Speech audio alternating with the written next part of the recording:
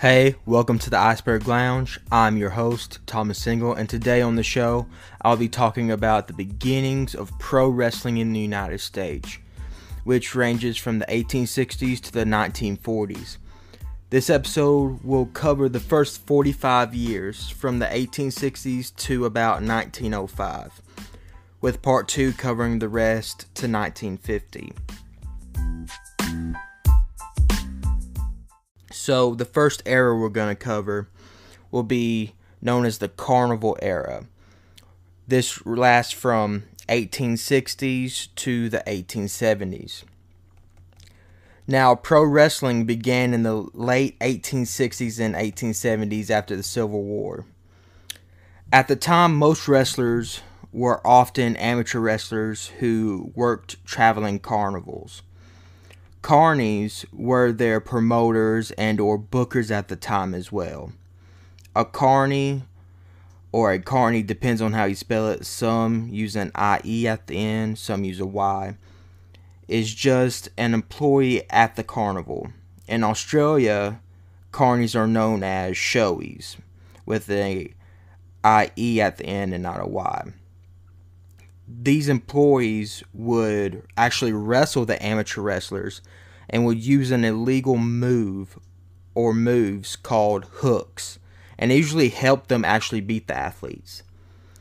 These wrestling exhibition shows would include the athletes to wear costumes, have fake biographies, and later those exhibitions would change to athletic shows where there were open challenges to the audience, which would help the gambling industry.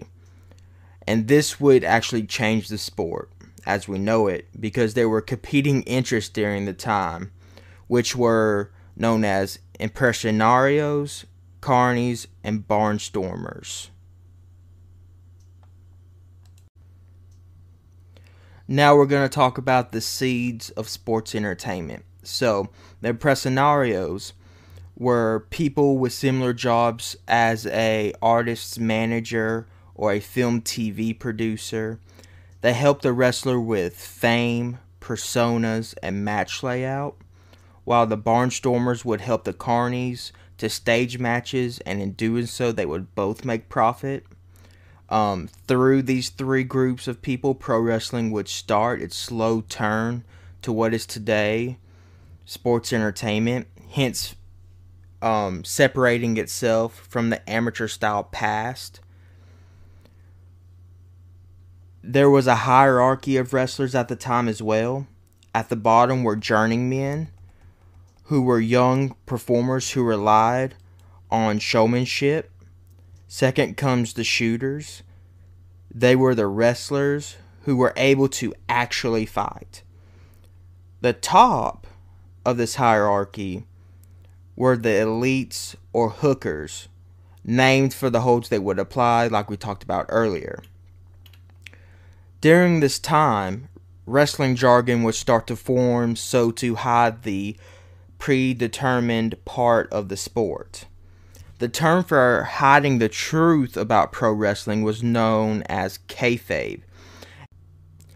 A deeper definition would be the portrayal of events within pro wrestling as real or true. Today, it is used by fans to explain if an event was real or not, if it's unclear to the audience. But before we head to the Burns Gotch era of pro wrestling, let's hear a word from our sponsor.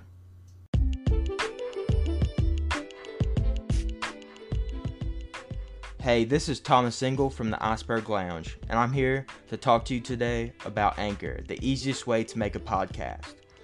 Anchor gives you everything you need in one place, and guess what? It's absolutely free, which you can use right from your cell phone or computer just like I do.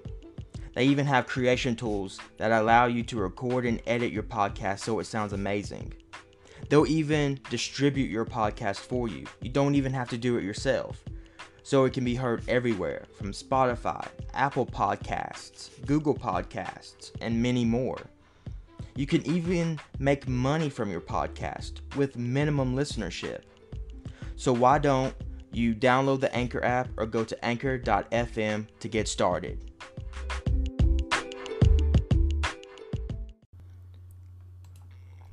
We are back.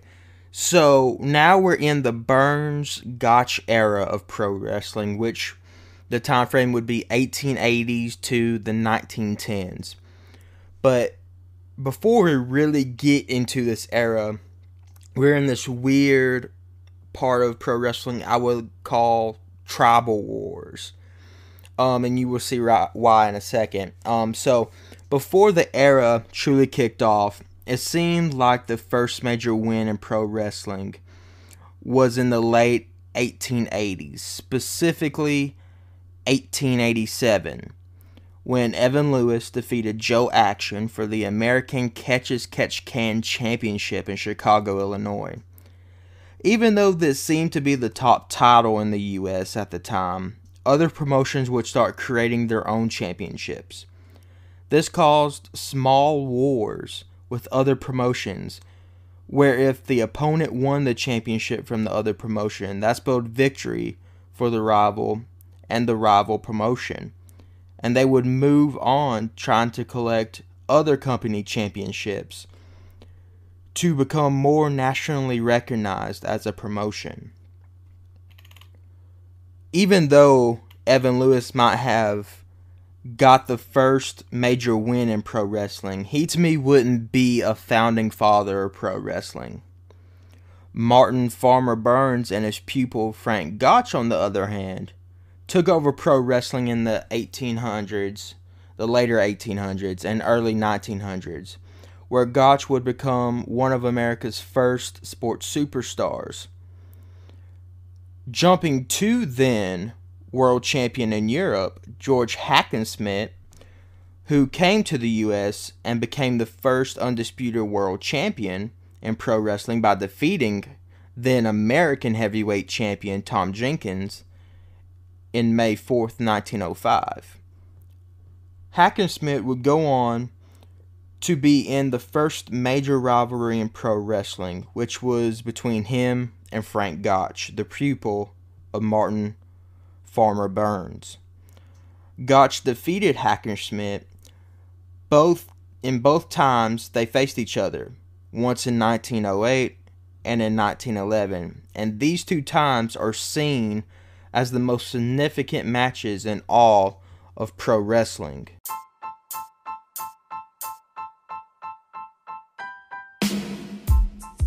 Thanks for listening to this episode of the Iceberg Lounge.